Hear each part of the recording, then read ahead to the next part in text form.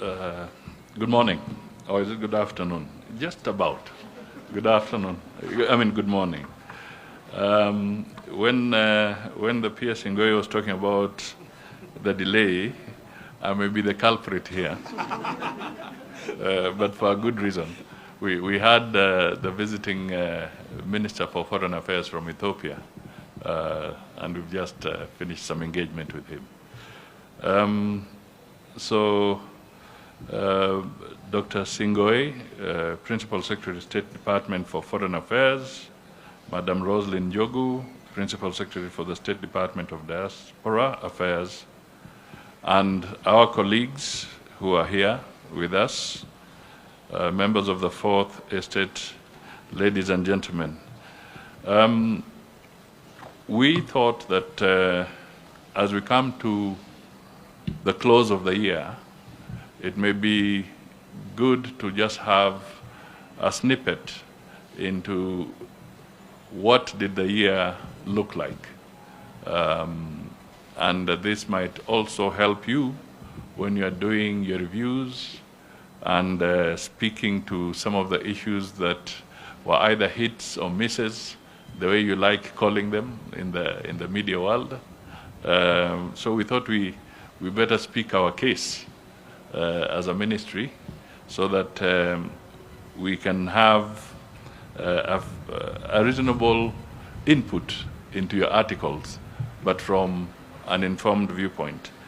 The other thing that I want to highlight is that it's a fairly comprehensive statement. I'll try and go through it carefully, but our media people are going to share the soft copy with you.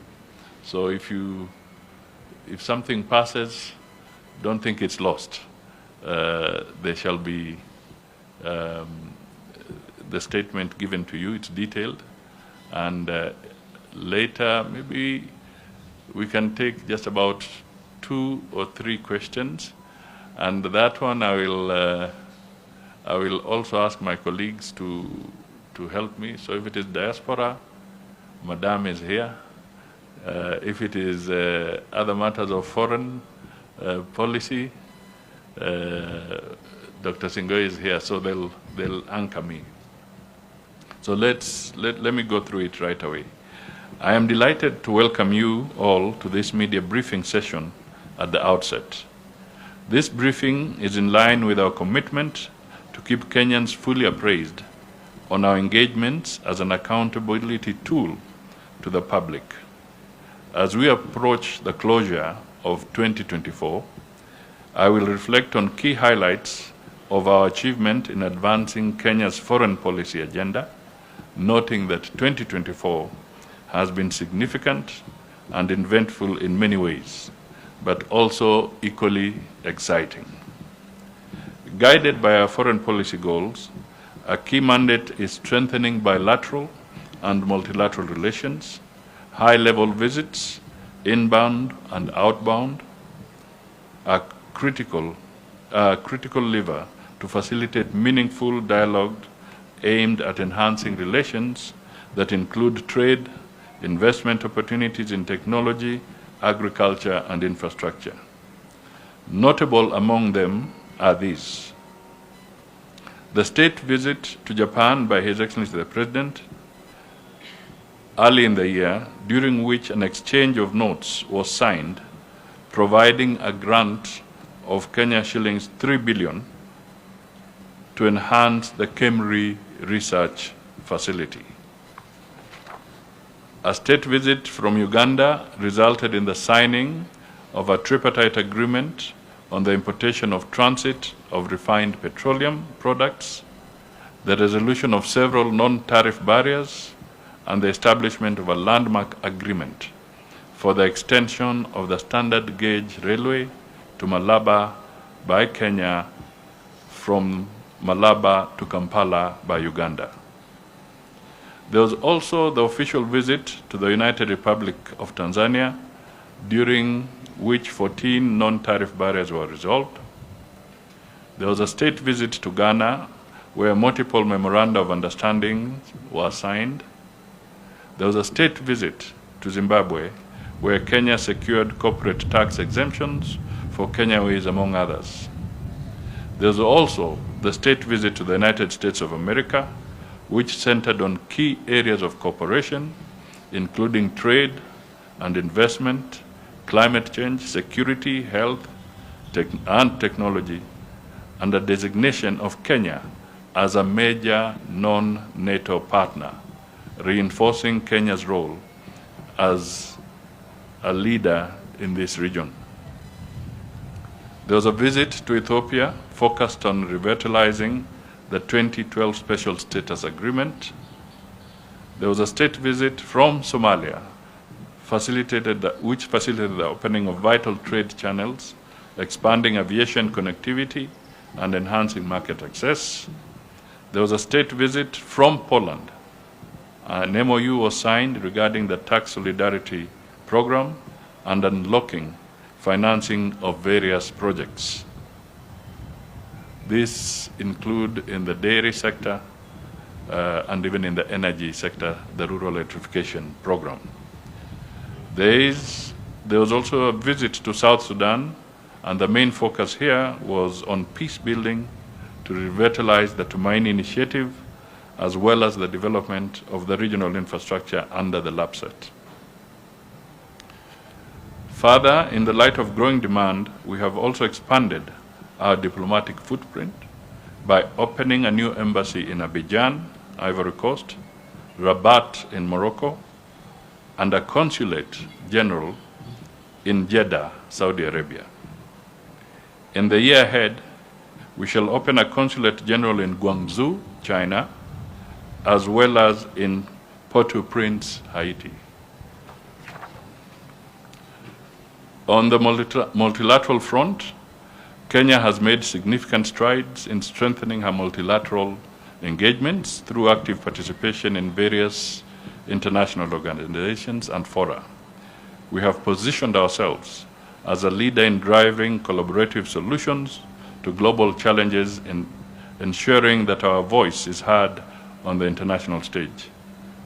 On the sidelines of the recent 79th session of the United Nations General Assembly, dubbed the Summit of the Future in September, His Excellency President Ruto held a high-level event on the Global Plastic Treaty, which Kenya co-hosted with the UNEP and the International Negotiating Committee on Plastic Pollution Secretariat, and the inaugural steering committee meeting of African Green Industrialization Initiative, AGII. During the event, Kenya advanced critical national and continental positions, including the Nairobi Declaration on the Africa Climate Summit, the Africa Renewable Energy Strategy, and the specific outcomes of the 28th Conference of Parties, that is COP28, to the United Nations Framework Convention on Climate Change General Assembly, positions that we continue to advance at the recently concluded COP29 in Baku, which resulted in an increase of climate financing from $100 billion to $300 billion.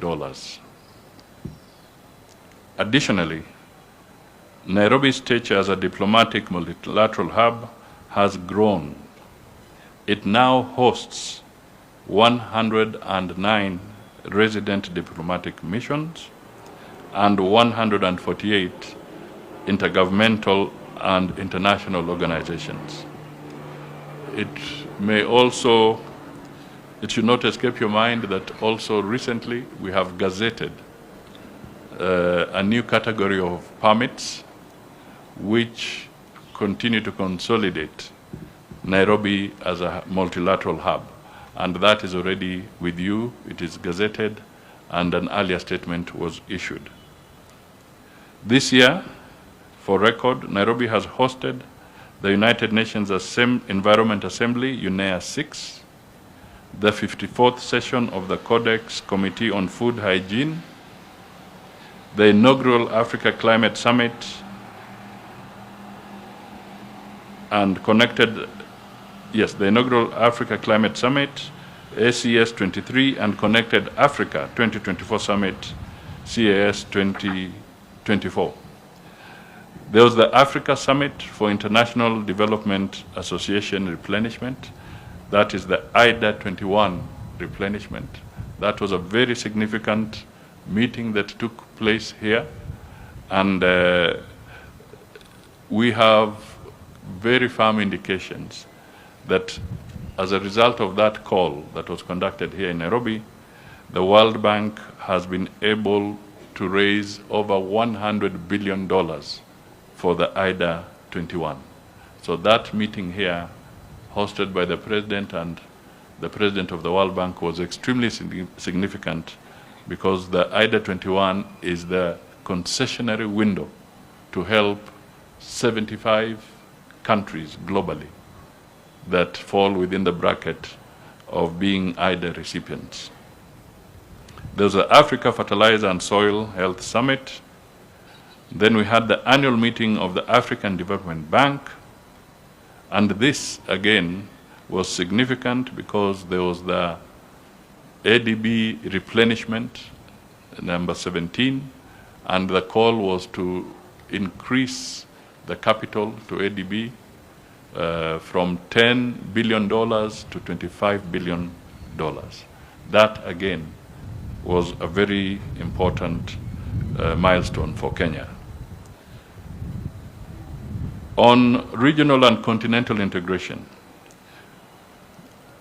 there was even the inaugural School Meals Coalition Task Force. Remember, Kenya has established itself as a leader in the school feeding program, working with international partners. In fact, why they came here is that Kenya has become a benchmark for effective and successful school feeding programs. On regional integration and continental integration, we have placed a high premium and prioritized regional and continental collaboration. Our active participation in the African Union, the East African Community, Intergovernmental Authority on Development, IGAD, the International Conference on the Great Lakes, and the COMESA have been active. And indeed, this was crowned recently with President William Ruto becoming the chair of the East African Community Summit. Kenya's leadership in this institution has fostered stronger ties with neighbors and advanced our shared vision for stability. Notable highlights include the election of the President, William Ruto, in February 2024 to spearhead the institutional reforms of the African Union that would aid in the realization of the Africa we want, as outlined in Agenda 2063. In addition to being chairman of the Committee of the Africa Heads of State and Government on Climate Change. Additionally, in recognition of our role in the AU, we have offered the Right Honorable Raila Odinga for the African Union Commission chairperson, and we are now looking positively towards the mid-February 2025, when all things being equal, we would be looking confidently towards his election as the AUC chair. Turning to the economic diplomacy, our engagement with foreign investors has resulted in increased funding for small and medium enterprises, which are vital for job creation and poverty alleviation.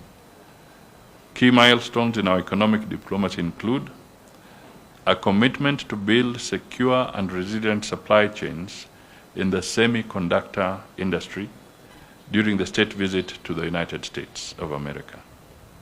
Kenya is the first African country to benefit from the International Technology, Security and Innovation Fund created by the CHIPS and Science Act 2022 of the United States.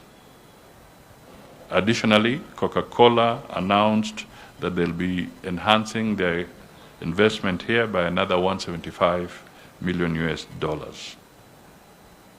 And then the USAID announced a grant of $600,000 for Vivo Fashion Group. Another key plank in this year is the Forum for China-Africa Cooperation FOCAC Summit in September 2024. Highlights are as follows. Kenya deposited the instrument of accession to the Asia Infrastructure Investment Bank. Kenya also signed a bilateral agreement with China Development Bank for the construction of 15 rural roads across the country, which will stimulate economic activities and job opportunities. Kenya also held discussions with China for continued collaboration for regional infrastructure projects under the Belt and Road Initiative, including the construction of Rironi-Mau Summit Expressway, and fourth, the extension of the SGR to Kisumu and Malaba. At the state visit to Japan in February, Japan agreed to provide 15 billion Kenya shillings towards the Olkaria geothermal development project and an additional 1 billion for the production of medical oxygen. Further, Japan committed to continued financing of both Dogokundu infrastructure ecosystem, which would attract entrepreneurs from all over the world, and of course, the Mombasa Gateway Bridge at an amount of 260 billion. And let me emphasize that these are concessionary funds on these programs, so that we do not mistake and misinterpret the conversation. The interest rates are below 1%, and repayment can go up to 30 to 40 years. While when we came to the Korea-Africa Summit, Kenya joined the International Vaccine Institute as the 26th state party. In the same forum, the International Vaccine Institute undertook to elevate IVI's country office in Nairobi to serve as the headquarters of Advancing Vaccine End-to-End Capabilities Initiative in Africa. This, as stated earlier, will enhance Nairobi as a multilateral hub, create jobs, and skill up knowledge in vaccine production. Additionally, Kenya signed a loan agreement for the Konza Digital City, Media City, amounting to $130 million under the Korea Economic Development Cooperation Fund. In addition, a grant of $4.4 million to implement the K-Rice project in Kenya was signed. In September, at the sidelines of the second Indonesia-Africa Forum, the ministry further facilitated the signing of the grant agreement between Kenya's Biovax Institute and the Indonesia Biopharma. This is to enhance production of vaccines locally in Kenya and facilitate the realization of the better agenda towards universal healthcare in Kenya. Peace and security. We have maintained our commitment, and right now there is the ongoing Tumaini Peace Process Initiative, spearheaded by the President, which holds promise for the stability of South Sudan. And indeed, even this morning, as I was meeting with the minister from Ethiopia, they did sign an agreement with Somalia on the area where they had some challenge. And one of the things that he did acknowledge formally was that what was concluded in Turkey was actually started here in Nairobi by these good people and the people of Kenya. So it is bearing fruit. I also wish to remind you that we have so far 381 troops in Haiti, and it is our commitment that we shall be systematically, once the logistics are in place, dispatch the remaining 616 to assist in the peace efforts in Haiti. On the diaspora engagements, we have continued to sign and negotiate bilateral labor agreements. We've done so with Saudi Arabia, Qatar, Germany, Austria, and negotiations are ongoing with the United Arab Emirates, Kuwait, Oman, and Canada. This is an ongoing activity, and not too long ago, as we were marking our anniversary, there was a lot of detail that was granted to yourselves by the Department of Diaspora on the achievements being made and the first opportunities that are being initiated for Kenyans out there. 2 weeks ago, we also launched the revised Kenya foreign policy document, dubbed Twiga Diplomacy, aligning Kenya's diplomatic efforts with global trends and challenges. The policy document will further be translated into Kiswahili to enhance awareness in what has come to be popularly known as foreign policy mashinani. This is to ensure accessibility and ownership across the country. Thereafter, a nationwide sensitization campaign will be rolled out to engage citizens on the significance of the policy in shaping Kenya's future and showcase the opportunities on how they can plug into its implementation. As part of its effective implementation and uptake, a sessional paper has been drafted, and it is actually currently just getting the brushing up, and it will be presented to Cabinet and subsequently to Parliament for further consideration. If I come back to the State Department for Diaspora again, a comprehensive mobility and migration partnership agreement between the Republic of Kenya and the Federal Republic of Germany, where Kenya will compete for 250,000 jobs. Now, I want to really explain this, because some people decided to be a little bit mischievous and give the impression that Germany has given Kenya 250,000 jobs. That is not the case. Please get the facts right. They have a shortfall of 250,000 opportunities, not exclusive to Kenya, but also with other countries. So it is up to us to work smoothly, collectively, and efficiently so that we can get a reasonable share of these 250,000 opportunities. Please, my dear brothers and sisters, make sure we convey that message correctly and not distort the facts. The bilateral agreement between the government of Kenya and Austria has also been signed.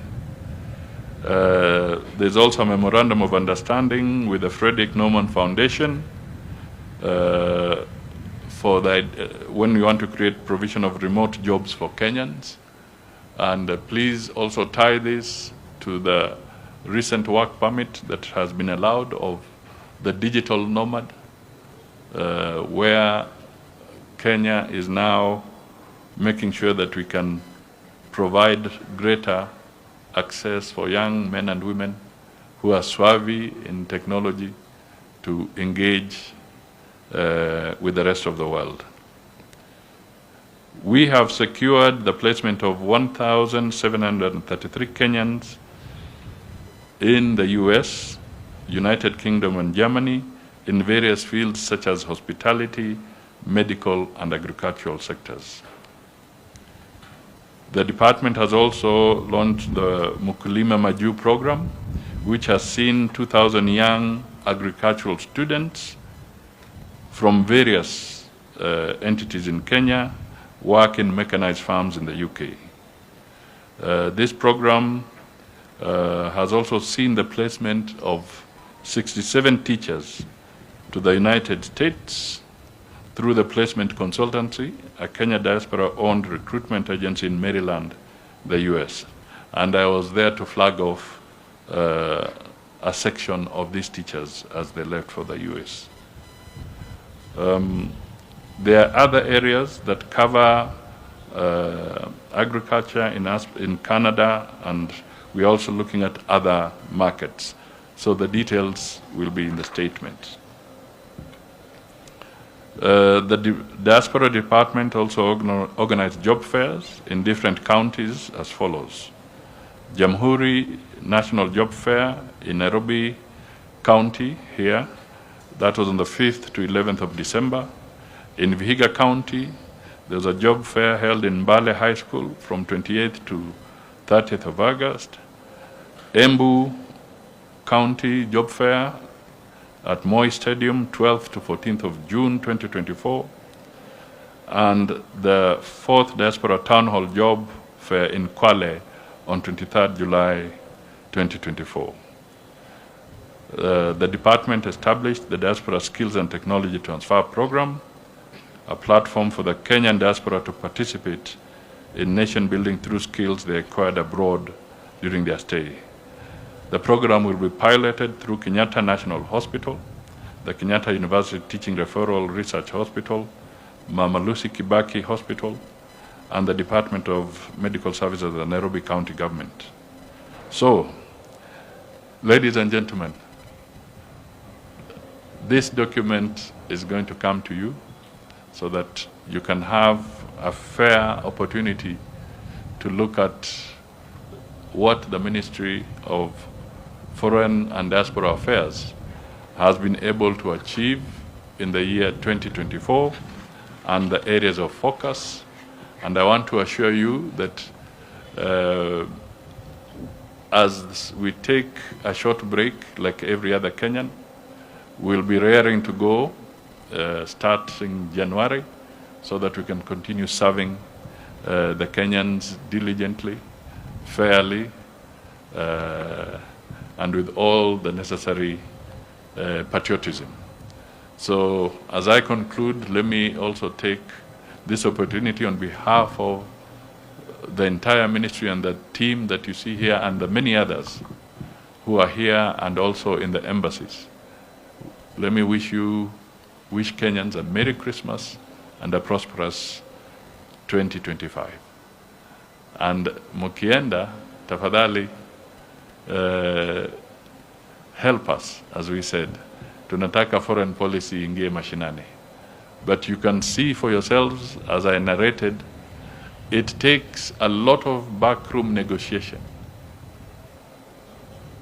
a lot of hours of commitment, of looking at detail before we reach closure on very, very important financial agreements and investment programs for this country. So apart from the peace initiative, this ministry is on the front line, is the first port of call when these conversations are taking place. And ultimately, it also becomes the last port of call before the implementation of the various ministries now goes on with the various programs that we will have partnered with other friends. Asanteni sana, Mungu awabariki.